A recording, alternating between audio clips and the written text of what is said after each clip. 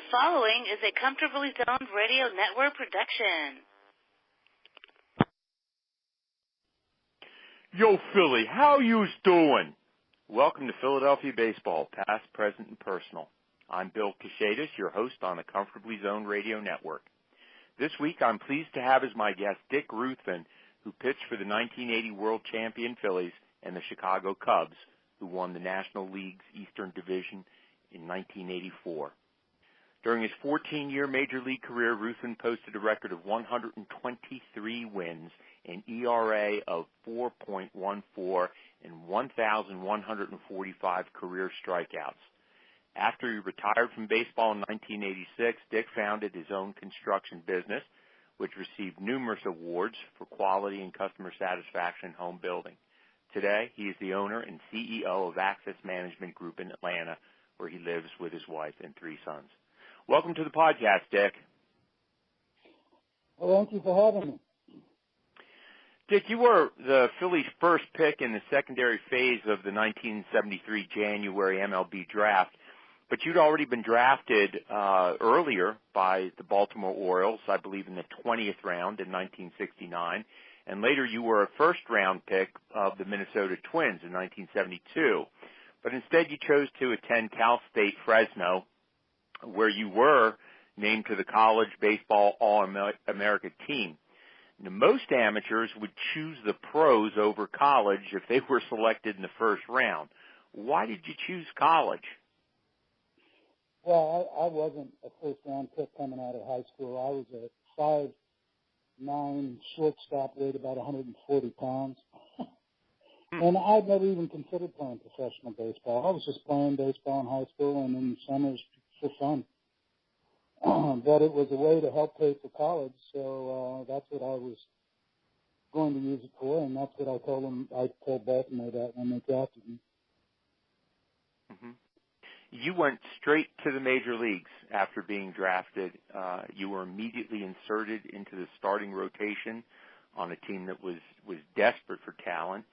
Your first major league victory came at Riverfront Stadium against the Cincinnati Reds on April 28, 1973. And that was quite a lineup that you were facing with Rose, Morgan, Bench, and Perez. It was a 1-0 victory. In 7 innings, you dominated that Reds lineup, allowing just 1 hit while striking out and walking 2. And that season, you posted a 6-9 record in 23 starts for a team that finished last in the National League East. Do you think you were, it looks like with that kind of success you were ready for the major leagues. Do you think you were ready, or could you have benefited from a year or 2 in the minors? Well, I don't think I would have benefited from a year or 2 in the minors, but I certainly would have benefited from starting my career somewhere other than that Cincinnati lineup. Yeah. And I'm happy I beat him, but honest to God, after 14 years, the only time I beat him was that game. No kidding. So, oh no, even their pitchers could hit. It was the best lineup I ever pitched against, for sure. Yeah. Now you did end up in the minors on rehab assignments. I mean, I remember you in Toledo, for one of those stints. But they were all rehab, so you never really, were down for a prolonged period of time for instruction or anything. Is that correct? That's correct. The Phillies in 1973 were desperate for, as you said earlier, talent, desperate for pitching. And I guess it made sense to them at the time to bring somebody straight up from without being in the minor leagues. What they probably, and maybe they didn't realize, was that I'd only started pitching my senior year in high school. So this is literally about 500 innings later, I'm in the big leagues. So I wasn't prepared for, I had the ability, but I had no knowledge of really what I was doing. And in the big leagues, unless you're somebody that's going to strike out 2 out of every 3 guys, that's not going to really work. You're going to need more knowledge than that. And so I paid the price, for a couple of years trying to figure out exactly what this game was all about, because it was certainly different than the game I grew up playing. Now, do you think that your arm troubles, your injuries, was a result of the coaching that you got at that period of your career? Because if you just started pitching as a senior in high school, you probably didn't know how to take care of your arm properly. And, today, none of these coaches tell the kids how to take care of their arms. Everybody's got arm injuries. It's all rotator cuff and UCL. So you attribute the injury problem to that? No, I think it's just, the body isn't made to throw repetitively. It just wears things out. Some bodies handle it forever. Some bodies handle it for a week. Some bodies handle it for, a little longer, but it's not good for anybody's shoulder or arm or elbow or anything else. So it's, I don't think that the coaching or the fact that I was brought up early contributed to any injuries I had, other than possibly the result of overthrowing, because I didn't know what I was doing out there. And, you get an exam and the only thing you know how to do is to try and throw it harder, which in the big leagues is the exact opposite of what you should be doing if you're getting hit. So the overexertion from not knowing what I was doing is probably, might have contributed, but who in the hell would know? Yeah. Now, between 1973 and 75, you were responsible, among other pitchers and players, for the Phillies' ascent in the division. You appeared in 71 games and posted a 17 win record and 377 innings of work in that time. In 74, you had a career high 153 strikeouts. Unfortunately, lost most of the 75 season to injury. But during that same time, the Phillies finally got out of the basement in 74, finishing third place. And then they posted their first winning record in many years in 1975 with an 86-76 mark.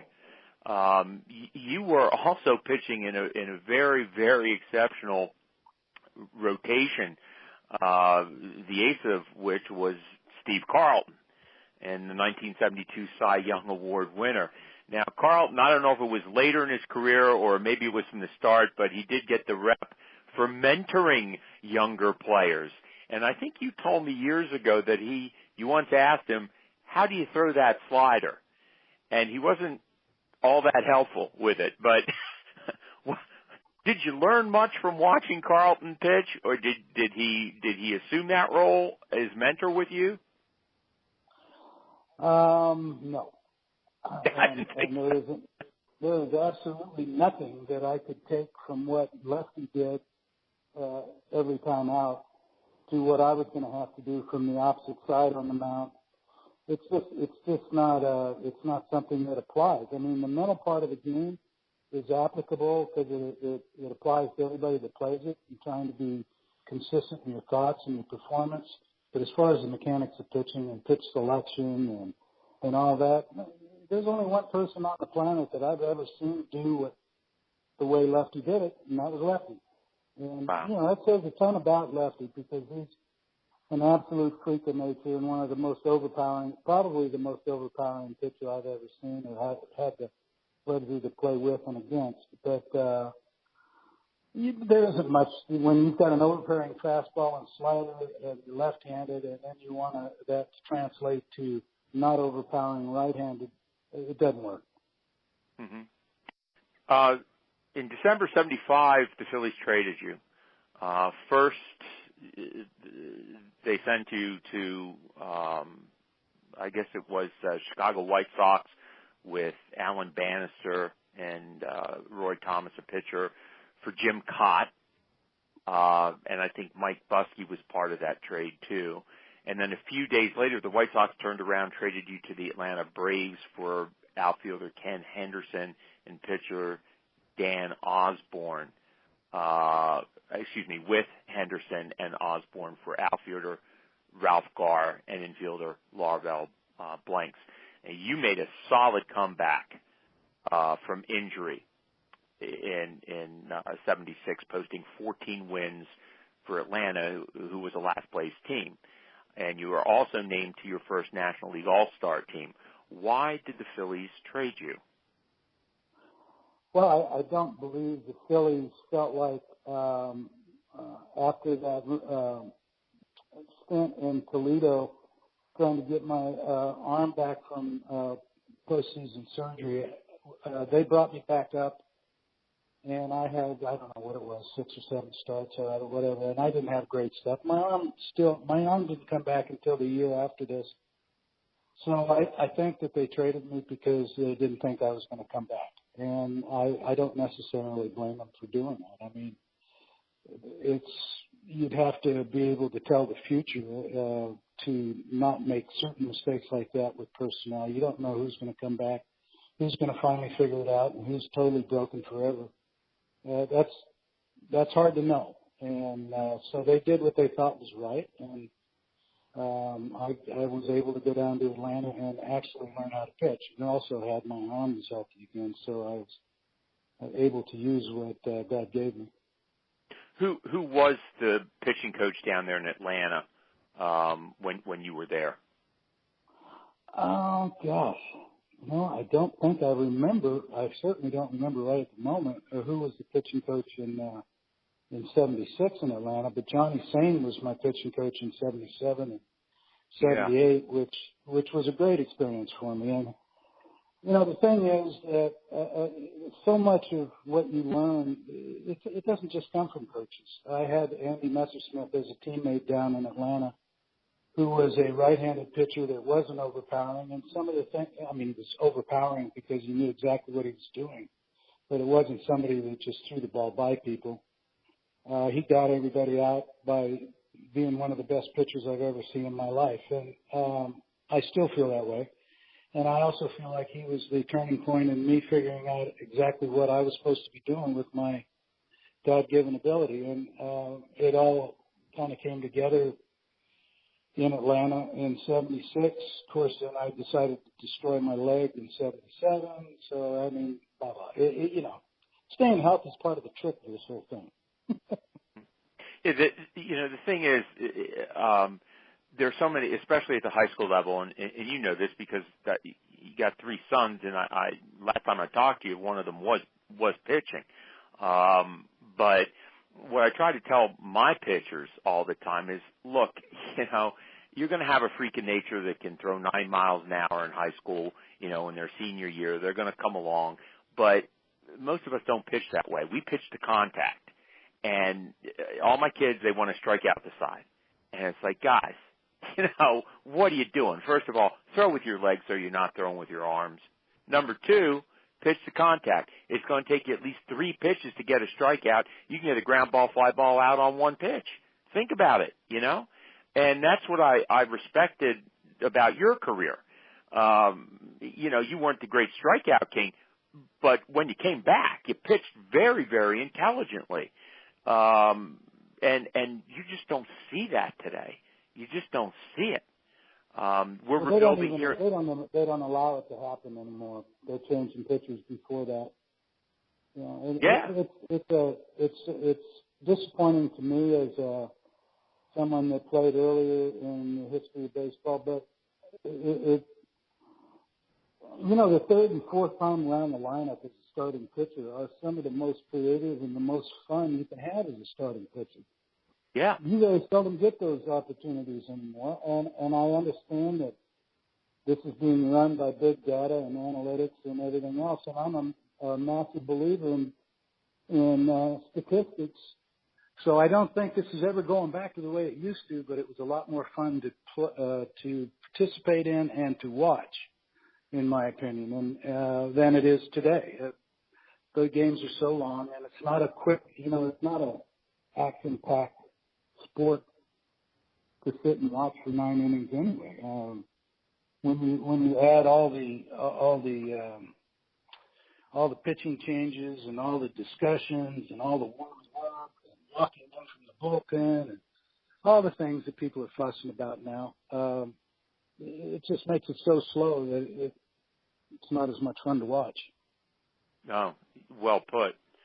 I think, in many respects, what's being done in baseball today is doing an injustice to the sport, and it trickles down to the amateur level, and there's where a lot of the problems, proliferate. So I don't know, it's not the way it used to be, that's for sure. Dick, the Phillies required you. I'm sorry, go ahead. No, go on, because I was going to move on to another subject. No, I forgot what I was going to say anyway. Don't worry about it. Okay. Phillies reacquired you in June of 1978 for Gene Garber. You had a stellar season that year for the Phillies, going 13-5 with a 2.99 ERA. You helped the club win 90 games and capture their third Eastern Division title in a row. Your best season, though, came in 1980 when you posted a career-high 17 wins in the 33 games you started. You started Game 2 of the NLCS against the Houston Astros, pitched 7 strong innings before you were pulled with the score tied at 2-2. And unfortunately, the Phillies lost that game in the top of the 10th, I think off of Tug McGraw. The Astros scored 4 runs to win 7-4 and tie the series a game apiece. And I think one of the ironies of your career was that when you entered the pivotal Game 5 of that NLCS, it was as a reliever. And you pitched 2 shutout, and I remember these innings too very clearly. You pitched 2 shutout innings for an 8-7 victory. And that game, by the way, capped a Phillies comeback against Nolan Ryan, who had a 5-2 lead in the 8th, and he almost never lost with that kind of lead. What do you remember about that game? I remember being, to start off with, I was kind of disappointed I wasn't starting. Mm-hmm. But that would have only been 3 days rest, and I'd had arm surgery in the winter, and Dallas was trying to protect me from myself probably. But that's how the day started. And then by the time I came in the game, everybody was exhausted. It was the most incredible comeback and the most incredible series that I've ever been involved with all the 1 games going extra innings, I believe. But that game in particular, the one thing that I'll never forget is Greg Gross dropping down a bunt off of Nolan that started his bad inning or contributed to that inning where he gave up the lead. And he laid that bunt down on AstroTurf, which had the consistency of my driveway, which to me was the most incredible thing I've ever seen. And there was no play on it. I mean, it was an absolutely perfect bunt. So the other part of was when I was in the game. I think I threw a ball or something, and I walked behind the mound, rubbing up the ball between the mound and second base, and the parabolic shape of that roof focused all the noise of that crowd right between second base and the mound. And I remember wandering around, just kind of relaxing, getting my thoughts together while I rubbed up the ball. And as I got to that spot where that noise was focused, it felt like it was like beating into the ground. It was like a weight. Yeah. And I remember being amazed at that. Yeah, the rest of it is just you're just trying to execute one pitch at a time until the thing's over, and that's what I was doing. That was some kind of place to play in. I mean, the stories of that place are just amazing. Just amazing. No, it was a good place to pitch because it was a big ballpark, but it also had that petrified AstroTurf, so that was kind of a wash. But what I liked the most about it was the mound was pretty high, and I liked that. Well, how does that help? I mean, there's some different opinions about that. I've seen with long, lean pitchers that a high mound really helps because they can use the slope better. Why did you like the high mound? Really the height of it, it's the difference in height from where you land relative to the rubber. So you can have a mound that may actually, that's the slope that you're after. And for some reason, the slope on that mound just felt comfortable to me. And I think that, like Dodger Stadium never felt comfortable to me. But it certainly felt comfortable to the Dodger pitchers because they always had great ones. Sure. So I think it's just kind of personal preference, and I'm not sure you can nail it down scientifically as to this, that, or the other. But that was just a mound that I found comfortable, just like the one in LA I didn't. And the Philly mound was a little flatter, but it's your mound. You get used to it, and you just kind of. I think that variable's kind of overrated, but that's just. Now, you also pitched Game 3 of the 1980 World Series against the Kansas City Royals. Unfortunately, you didn't get the decision because you were pitching well. Unfortunately, you didn't get the decision because it was a 4-3 loss. Any memories of that game? Every pitch. Every pitch. It was probably one of the best games I've ever pitched, and I'll be proud of that until my last breath. But as far as not getting the win, I was the only guy in that whole World Series that went 9 innings. I'm proud of that. You don't have any control over how many runs your team scores unless you contribute as far as a hitter. So you just go out and try and your job is to keep us in the game. I would have loved to have won a World Series game, but I'm pretty proud of how I did in the game that I had.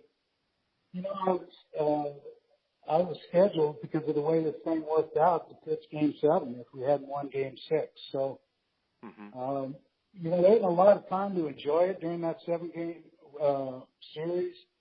But when looking back in retrospect, it would have been fun to pitch Game 7, but it was awesome to win the whole thing. And it's just something very few people get to experience. And as a matter of fact, I ran into Clint Hurled down in St. Lucia, believe it or not, just before spring training started, and he told me that he'd been in it for 50-some years. He's come close about 3 or 4 times, never got in the ring. Wow. And it reminds you, it reminded me of just how fortunate we all are that have a ring, because it's not necessarily a reflection of the quality of your career. It's just being in the right place at the right time. Yeah. You as you mentioned, you were really comfortable in that game.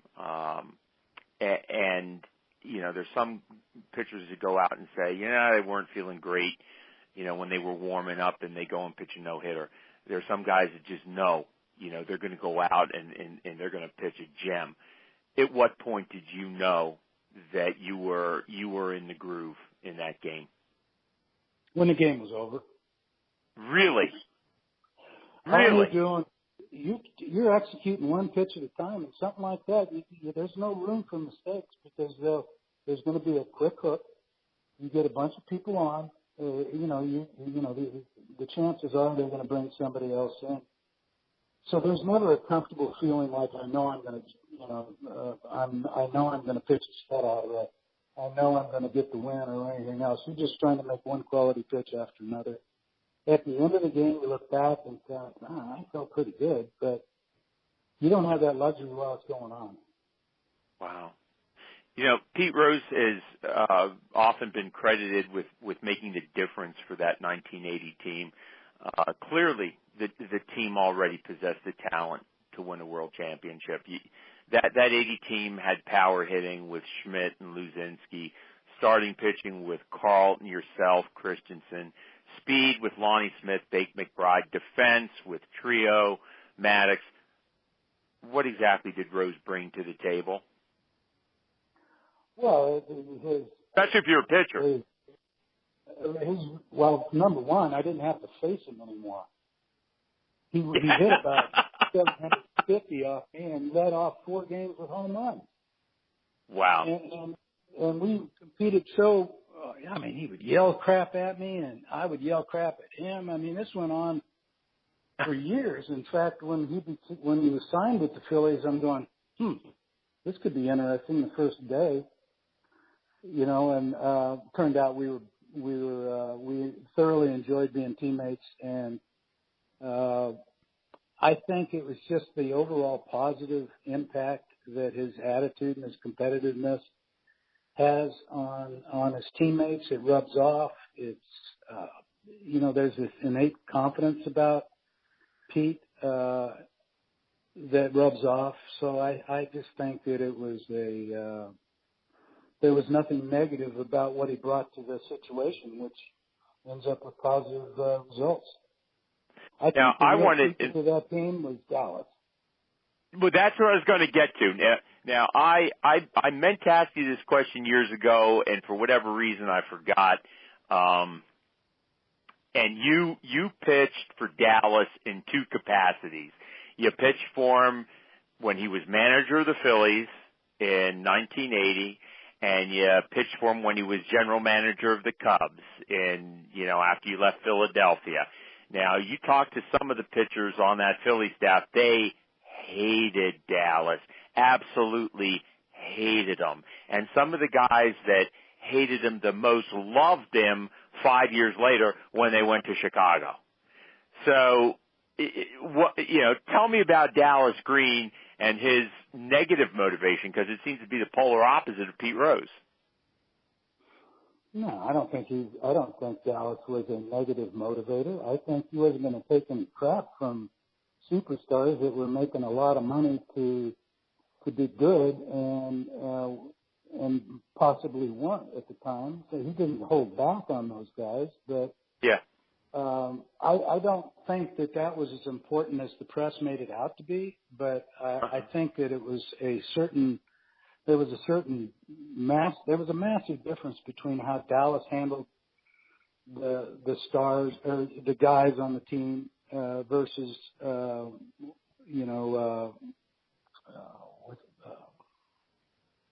Danny Ozark and people like that were just maybe too nice. I don't know. Yeah.